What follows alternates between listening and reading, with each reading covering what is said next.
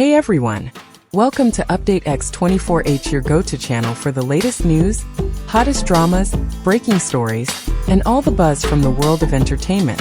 We're here to keep you updated, entertained, and always in the loop. Hit that subscribe button and join our growing family, because here at Update X24H, we bring you the news that matters, the drama you love, and the stories you can't miss. Thanks for being part of our community. Let's stay connected, stay updated, and keep the good vibes rolling.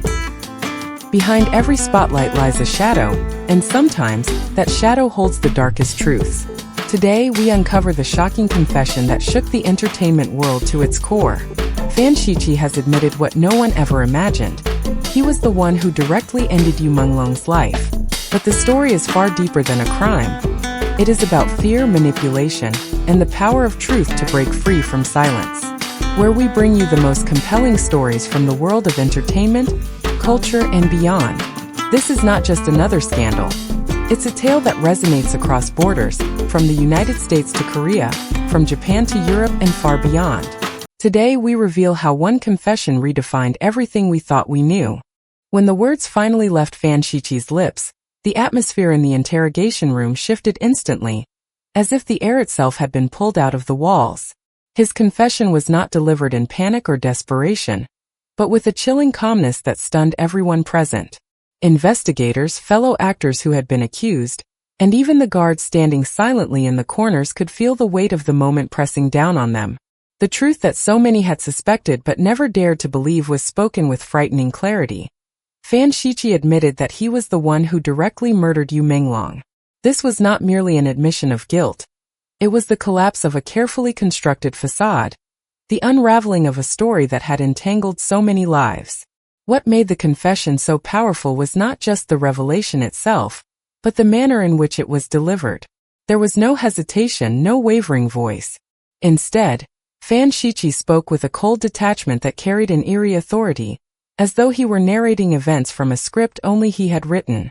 Every word seemed to echo, not only within the four walls of that room, but far beyond, to an audience around the world who would eventually hear of his chilling admission. For those present, it was as if time slowed.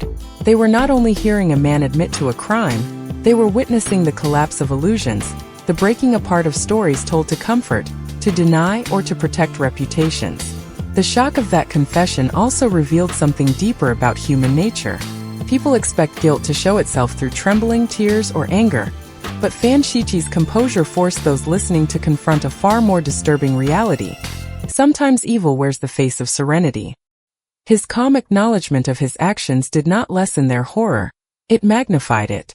By stripping away excuses, justifications, and dramatics, he placed the full weight of his crime on the room like an immovable stone. It was impossible to look away, impossible to pretend it had not been said.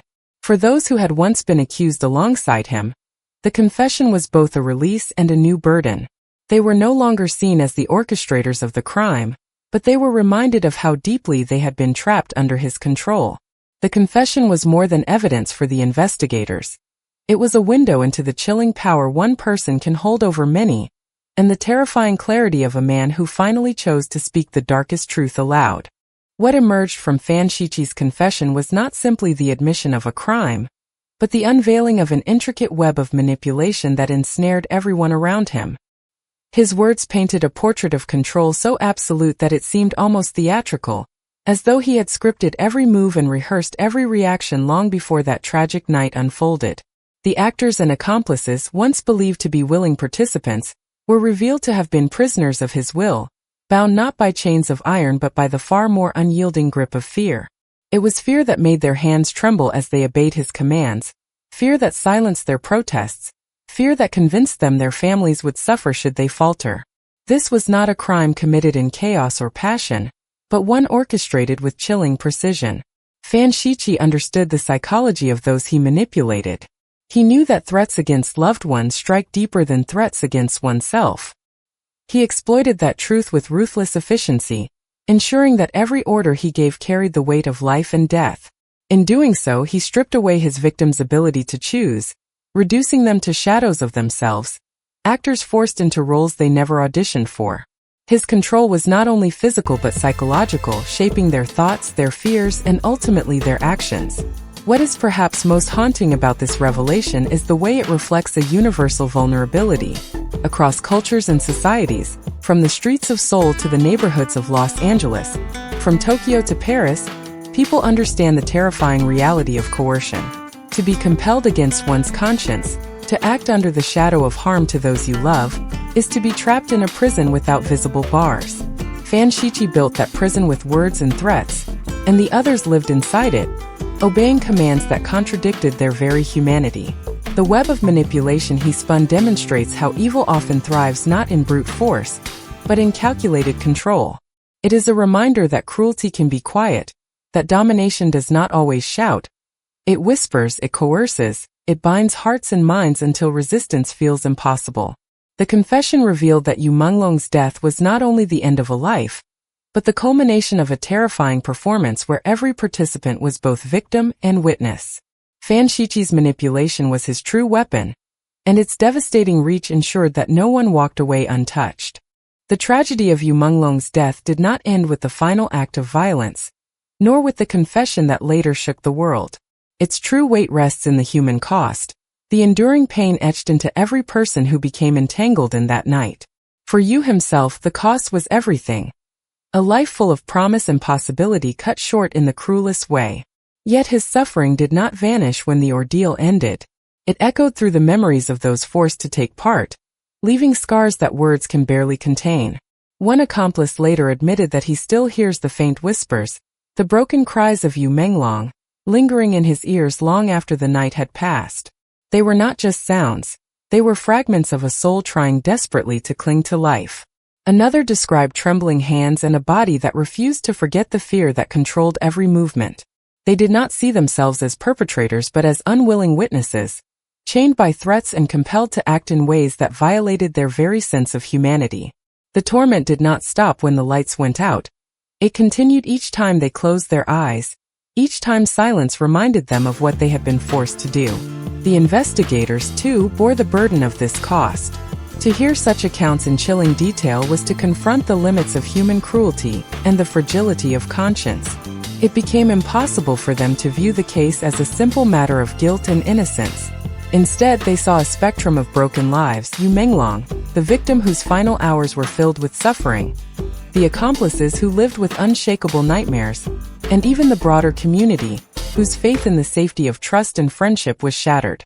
Beyond the individuals directly involved, the ripples of this tragedy spread outward.